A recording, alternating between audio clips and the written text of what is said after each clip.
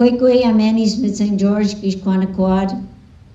I was born and raised in Kitigan ZB.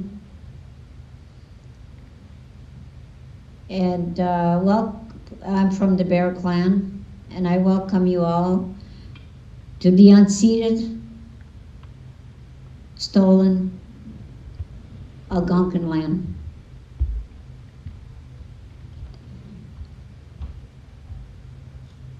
Bienvenue sur le grand territoire des Algonquins, des Algonquins non cédés. Cet terrain a été pris, enlevé de nous. When we talk about truth and reconciliation, we forget the truth. How do we reconciliate when we are victims? First and foremost, the truth has to be heard in order to be reconciliating. Of the pain and horror that we lived from my ancestors and down since the beginning. Due to that factor, there is a lot of mental health situations in our communities.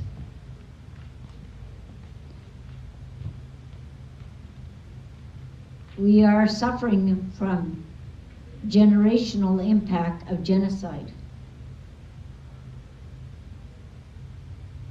We are also suffering to survive our people.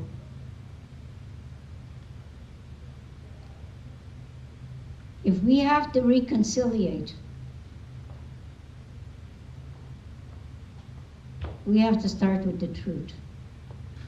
From the first time, we were the first that was given the poison blankets. The bacteria, one of the bacteria's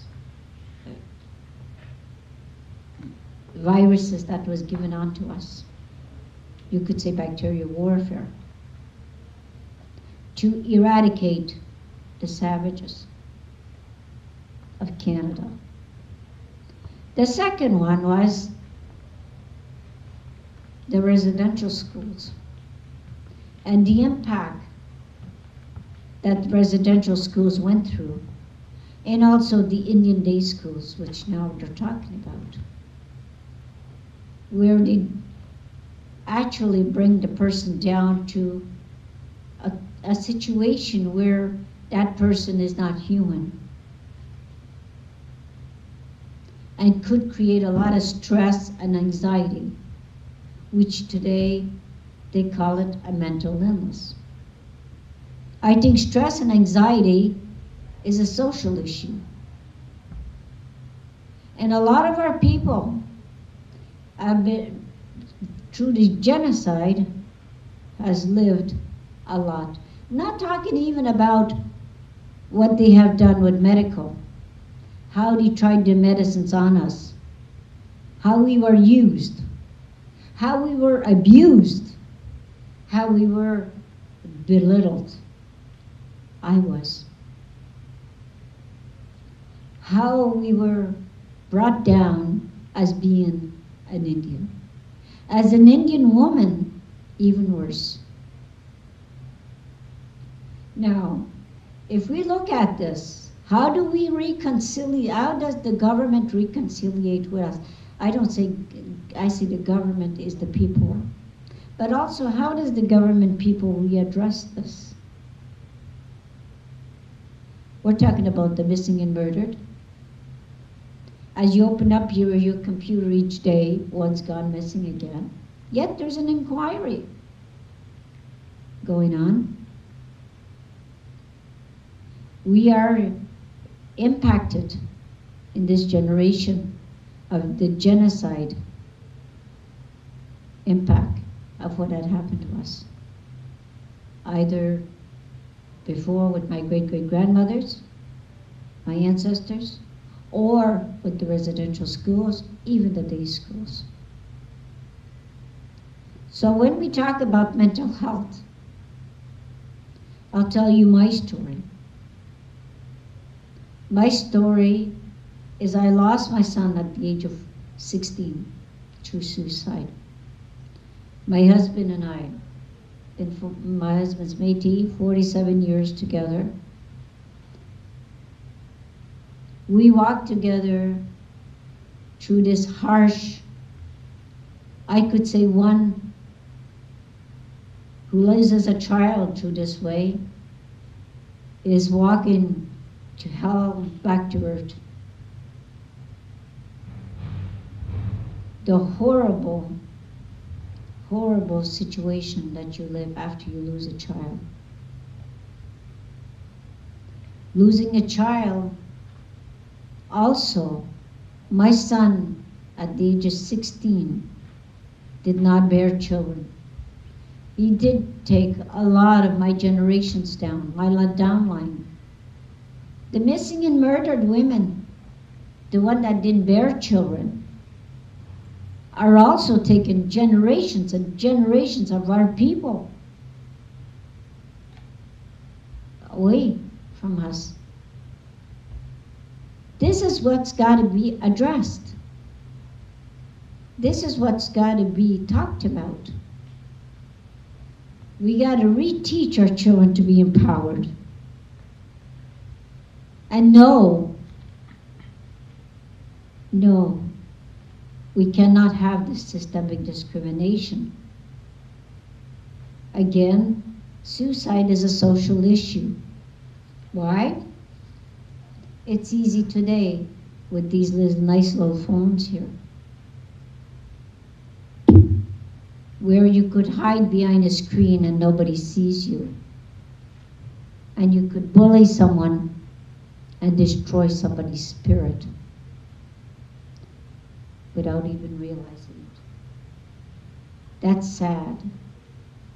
That's very sad. And our children are dying because of getting bullied through this fashion. Many of our children are going because of that. And when you lose a child, it is the hardest thing for parents to go through. So they go into a post-traumatic stress, which is a mental issue. And a post-traumatic stress, there's no limit to that. You go into different elements of grief. They used to call it grief, now they call it PTSD. And you will go into different elements of it. 27 years, Robert? Maybe? 29 years seems like yesterday to me. We will take it to our graves. And young people who are wanting to take their lives,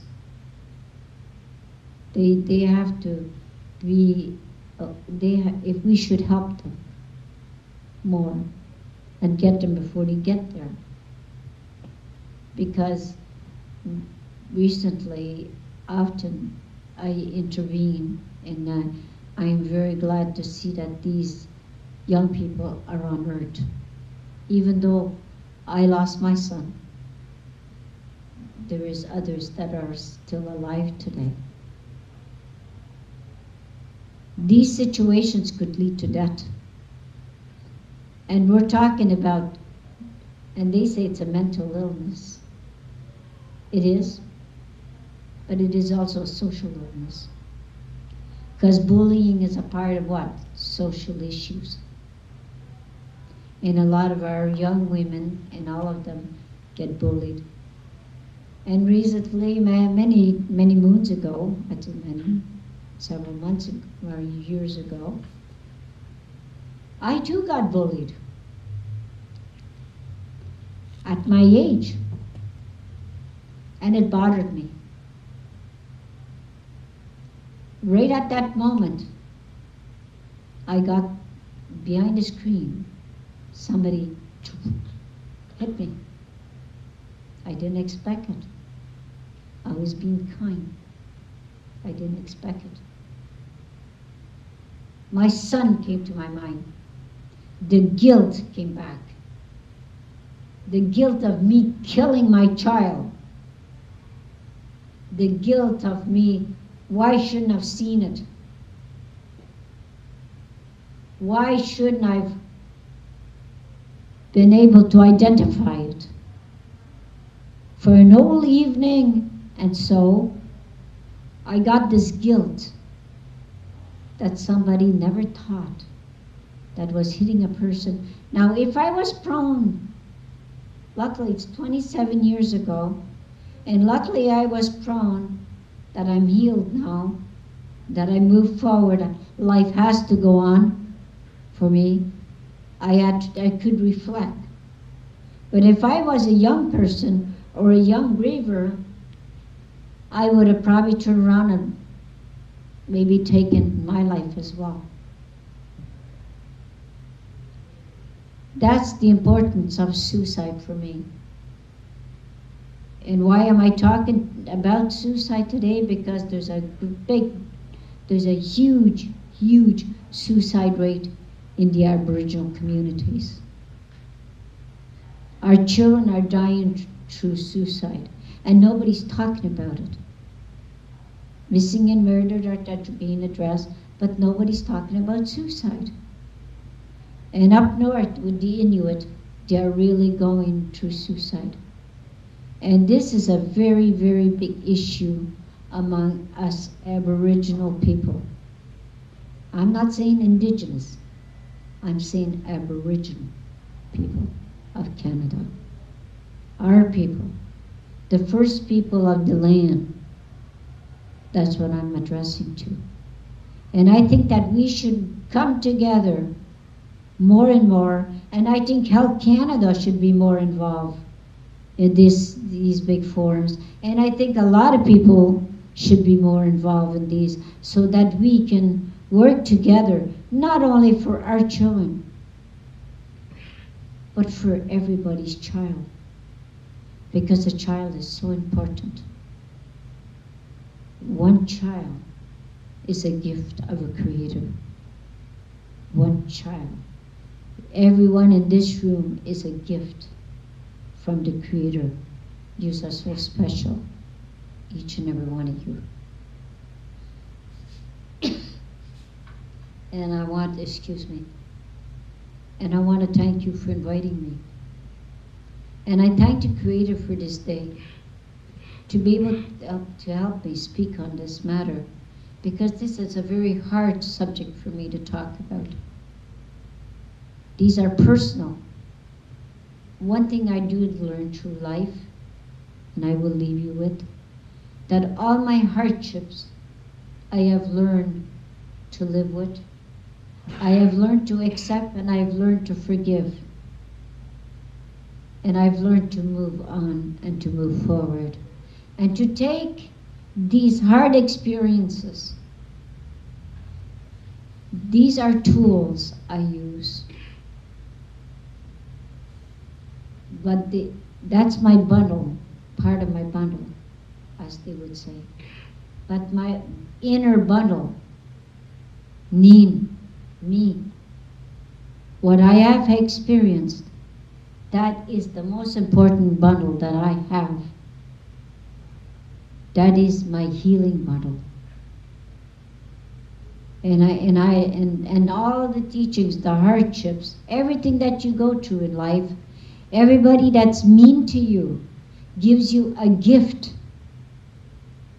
regardless if it's good or bad. It's a gift. And always, always, with time. I was hurt so badly once, I didn't know what to do. And you know what? I eventually, when I healed, I thanked that person for the greatest gift that that person gave me. Because I wouldn't be here standing. I wouldn't be doing what I'm doing there now, in helping others and being there for a lot of people. And I want to just leave you with this message. Whenever you get hurt, take it as a teaching and keep it as your inner bundle, and so that you can help somebody else. Miigwech. Have a nice day. Miigwech.